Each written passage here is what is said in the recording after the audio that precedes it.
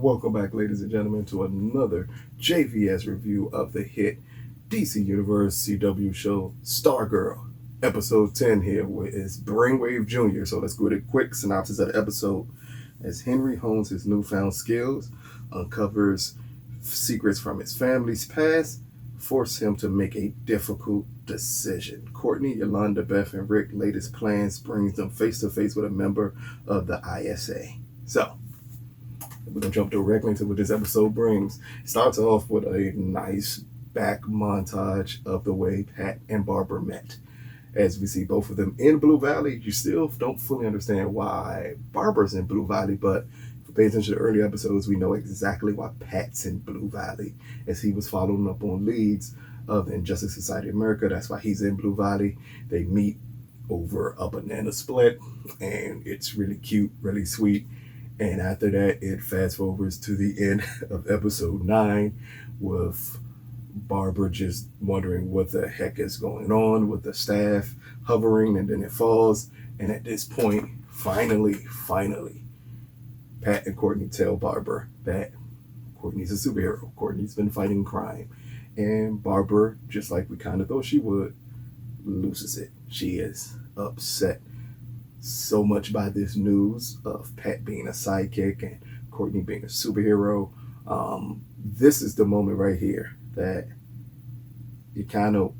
this is the moment that they kind of possibly brought Amy Smart in. This is the first time she's really had something to do on the show. She's like been just a real small side character up until this moment. In this moment, it works really well with her in this moment of her anger and despair over the things that Pat has been keeping from her, including after their big blow up. She yells at Courtney, tell Courtney to go to your room. And she asks Pat, has he always told her the truth? And when Courtney was in the car accident, was it a real car accident or was it something else? And when Pat tells her it was something else, she kicks Pat out the house and tells him he has to leave and he can't come back there. Like this is the family drama moments of a show that can come across as corny, but you kind of believe, I think the way they built this up, you kind of believe her anger and you understand why she is so mad at him for holding these secrets from her. At the same time that Pat and Barbara are going through what they're going through, we have Henry and Brainwave, and we have Brainwave finally being awoke, as we ended episode 9 where Henry killed the lawyer, and then it automatically woken up Brainwave. And right here we see everything else that happens after Brainwave awakens, including which I think is the key part of this, the key part of Henry's powers. So they have a discussion. We find out that Brainwave can only remember 6 years and back. So the last 10 years of his memory are gone. He can't remember anything else. And it happens that he's wondering why were they in Blue Valley? And Henry brings up, we moved here after Mom died. So we kind of gauge from that Brainwave memory kicked off the moment his wife died. He can't remember anything else after his wife died, which kind of makes you wonder what type of state was he in after his wife died, that his brain wants to protect itself and take away those memories. It's kind of interesting. I know it leads into like a little weird psychology type of things of a character, but it really works with Brainwave because we all know Brainwave is crazy. So at this point, we have a conversation with them two, and it comes out that Henry's powers were only triggered once Brainwave got into the coma. Brainwave tells him 9 times out of 10, your powers got triggered this way because I was trying to reach out to you and it triggered your powers. Again, this is give us more insight on how these powers that Brainwave and Henry have, how they work, like how they're triggered off. And the point that it got triggered by Brainwave attempting to reach out to his son while he was in a coma, kind of cool, kind of comic booky, really. It's like a real comic book moment in this show that you can take seriously, and it really works. So after that, we get scenes of Courtney and the staff, as the staff is furious as it's trying to get to Icicle after it's now been the staff, just like Courtney and Pat did. They put two and two together that Jordan is Icicle. The staff is extremely mad, and he goes to get Courtney, and Courtney, because of her blow up with her mom, tells him we can't go out now. Like, it's too much going on. Mom is already mad at us.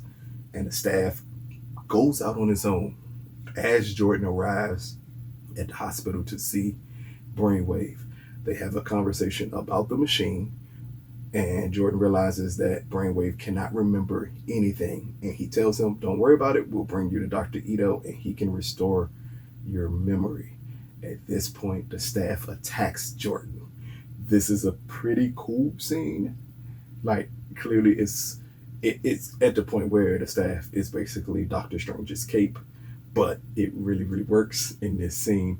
And we really get to see, again, just how powerful Brainwave is in this scene.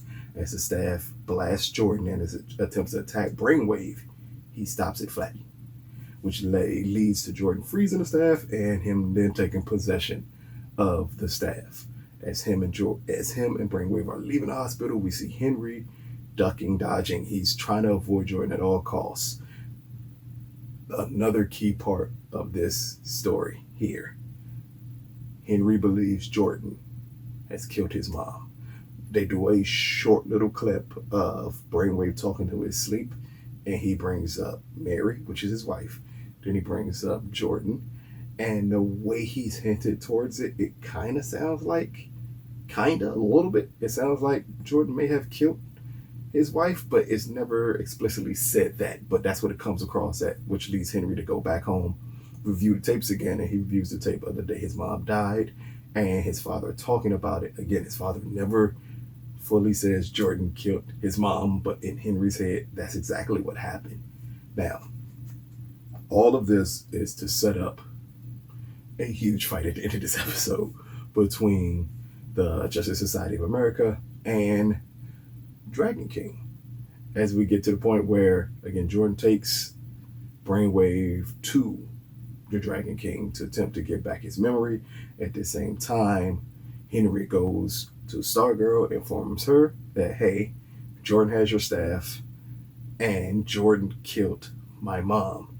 But we also go back as another part of their powers that I never knew could happen. Henry touches Courtney, and she relives everything that Henry has seen. Part of it is the cat out the bag type of thing, where we find out that Mary, Henry's mother, and Starman were brother and sister. And it then comes across, especially in Henry's mind, that Jordan killed both of them. So this is also, again, bringing a bigger connection to Courtney, giving her another, in her mind, another family member, as she hugs Henry and says, we're cousins. It's sweet. It may be a little unnecessary for the episode, but it still kind of works as Stargirl. In the end, it's still a teenage drama, and it needs moments like this to push along the story as we get back to the school and her informing the rest of the team. We know how they feel. Yolanda informs Courtney that since you're siding with Henry and you want to help Henry here, that we can no longer be friends after this. But because everything is going on with Courtney, the team still wants to help her get the staff back and still try to discover more stuff about the ISA. And then we get to the closing fight of the episode. Again, with Stargirl, they do a great job at how all these episodes end in kind of big scenes. If it's not a big fight scene, it's a big emotional scene, like the end of episode 9. So it always works the way they close out these episodes. And in this one, it's a huge fight as we see Courtney, Yolanda, and Henry on one side, Beth and Rick on the other side, not fighting each other, as they both go down these tunnels that amazingly everybody knows about now. It leads Beth and Rick into Solomon Grundy as they see his prison, and it just immediately reminds Rick that this is the thing that killed his parents. He turns the hourglass over and tries his best to break Solomon Grundy out, even though Beth is constantly telling him that is not a smart idea. That's not what we came down here to do. You need to stop. He's not listening because he's Rick. On the other end, we have Henry, Yolanda, and Courtney as they finally arrive at where the Dragon King is.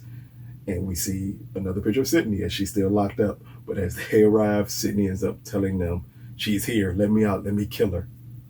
That was funny. Everything else after that, not much funny after that, but non-stop action as we get to the big fight scene, and we get to see the way Courtney maneuvers without the staff, which is great. We get to see Yolanda work as Wildcat, again, great. We get to see Henry use his powers in a fight, which is really, really good. And I think what makes it really, really good with Henry is the emotional weight that we know the only reason he's doing this is to him save his dad, because he constantly says his dad is a good person. You know he has good in him. So as the Dragon King is working on his father, trying to revive his memory, we get the huge fight. Really dope fight. Courtney is amazing at this point. After this fight, and I know it's only the first season, I'm really looking forward to the next crossover type event that they do, because I believe with Courtney's skill set, with a person like her and the new bad girl, and what they could possibly do to tweak that skill set, that could be, those two could end up being the new Arrow and Flash for the Arrowverse, and those two could be the ones that push the Arrowverse forward, which would be amazing, especially because most people did not expect this out of Stargirl. But once you see this episode and you see the moves without the staff, you'll be on Stargirl being like the next Arrow in the Arrowverse. It really, really works well. As Henry also tries to break his father out, and once he gets to his dad to break his father out, we realize Brainwave now has his full memory back, and we realize why Brainwave is a villain, because he's evil. And throughout all the love that Henry shows him, he still is an evil person, as it leads the team to try to break back out after Brainwave gets his full powers back. And then we lead to a moment in this episode that I don't want to spoil for anybody. It's something Sam, who was the editor and chief of everything of JVS, he saw it. He hit me up immediately after the episode, and he was like, dude, this has blown me away. This is huge. Stargirl has me in my emotions. I did not expect that to happen. It's a big moment at the end of this episode. And it's an emotional moment at the end of this episode that, as we get into the last couple episodes, I think we have 3 left after this point. I think this is going to pay a lot of dividends on the members of the ISA after this. Like, what happens at the end of this episode is huge. And it is an emotional gut punch to everybody. It's an emotional gut punch to Henry, Brainwave, Courtney, Yolanda, Rick. Like, it's an emotional gut punch to everybody involved. And it makes me wonder, like, with Stargirl giving you such a great episode, because this felt like an episode that could have been the second to the last of the season, and it's not. It's like the 4th before the last. I kind of wonder, how are you going to ever top the things that we saw in this episode? So check it out. Stargirl, it drops on DC Universe Monday, drops on CW on Tuesday. Again, let us know what you think after you see the episode. I think for the last 3 episodes, we've been really, really good at trying not to spoil things. Again, I did say a lot of stuff here, but I didn't want to spoil the big moments. The last 3 episodes is going to be all spoilers, as it's going to be more of a discussion about everything that happens in the episode instead of hinting towards things. Because at this point, it's the last 3. We have to talk it out more and more and more, because man, I want to talk about the end of this episode like I wanted to talk about the end of the last episode and the episode before that. So we'll get way more into it on the next review, which is episode 11. I think that's called Shining Knight. And again, if you remember the knight that saved Courtney with the sword, and if you know comic book lore, you know who he is. He has his whole episode coming up in episode 11, which should be really, really dope. This has been another JVS review. Peace, people.